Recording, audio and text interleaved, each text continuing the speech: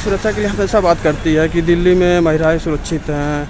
उसका रेप किया जो मैं बता नहीं सकता, मैं ऐसा न्यूज़ में पढ़ा हूँ कि उसके शरीर पे मैं भी आज उस न्यूज़ को मैंने देखा ट्विटर पे भी और सोशल साइट पे देखा था कि दुख भरी घटनाएं और जिंदगी भर घटनाएं होती रहती हैं। निर्भया कांड हुआ जैसे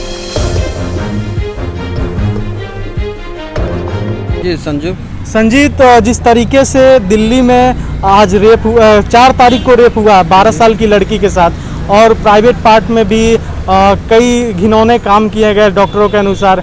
आप कैसे देखते हैं? दिल्ली सरकार एक तरफ से कहती है कि हमारी सरकार में हर कोई सुरक्षित है, लेकिन मासूम बच्चियां तक सुरक्षित नहीं है।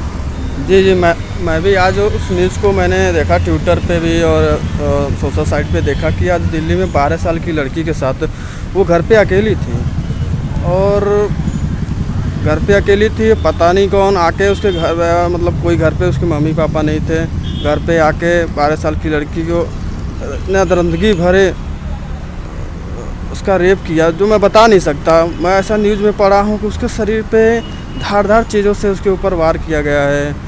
उसके जो निजी पार्ट हैं उस पर भी कुछ गलत तरीके से वार किया गया है।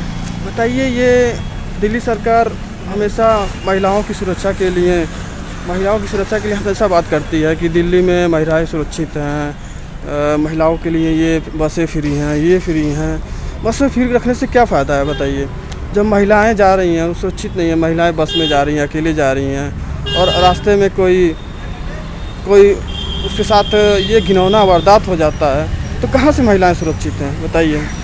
दिल्ली सरकार हमेशा कहती है कि हमारे स्टेट में कि महिलाओं का सम्मान और महिलाओं के सम्मान की बात करती है, उनके अधिकार की बात करती है, लेकिन ये कहाँ से अधिकार है बताइए? 12 साल की लड़की, उसका क्या दोष था बताइए? 12 साल की लड़की, उसको क्या पता है कि इन सब के बारे में? लेकिन बताइए,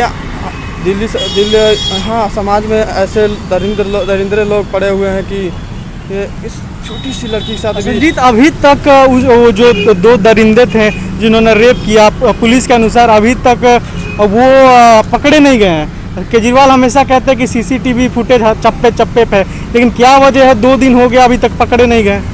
ये पूरी तरह दिल्ली सरकार की नाकामी है। और मैंने न्यूज़ पढ़ा है, देखा है मैंने, महिला आयोग ने दिल्ली पुलिस को नोटिस दिया है और वो दिल्ली पुलिस कह रही है इस पर जांच चल रही है। फिर कब तक जांच चलेगी? हमेशा ही दिल्ली में आए दिन इस तरह की दुख भरी घटनाएं और जिंदगी भर घटनाएं होती रहती हैं। निर्भया कांड हुआ जैसे कि, और भी लक्ष्मी वाला जो हुआ था कांड।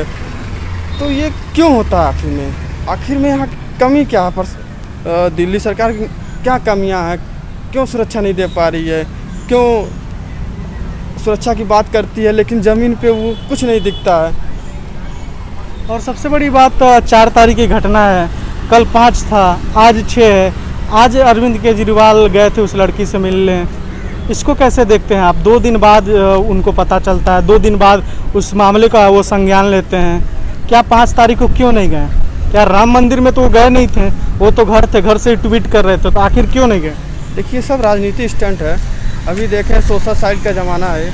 अगर लोग लगते हैं सोशल साइट पे ट्रोल होने तो उनको मजबूरन जाना पड़ रहा है। नहीं तो अभी तक सरकार को पता था कि ऐसी घटनाएं हुई हैं, लेकिन जब तक ये लोगों ने विरोध नहीं किया था तब तक दिल्ली सरकार ने उस पर कुछ ठोस कदम नहीं उठाए।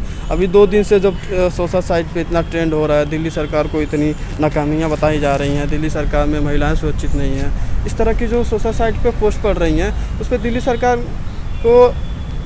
सरकार को अभी आँख खुली है कि 2 दिन बाद ऐसी, बताइए, 2 दिन घटनाएं हो गई। चलिए, धन्यवाद, बहुत बहुत धन्यवाद। चैनल को सब्सक्राइब नहीं किया है तो प्लीज़ सब्सक्राइब कीजिए और ताज़ा अपडेट पाने के लिए बेल आइकन को दबाना ना भूलें।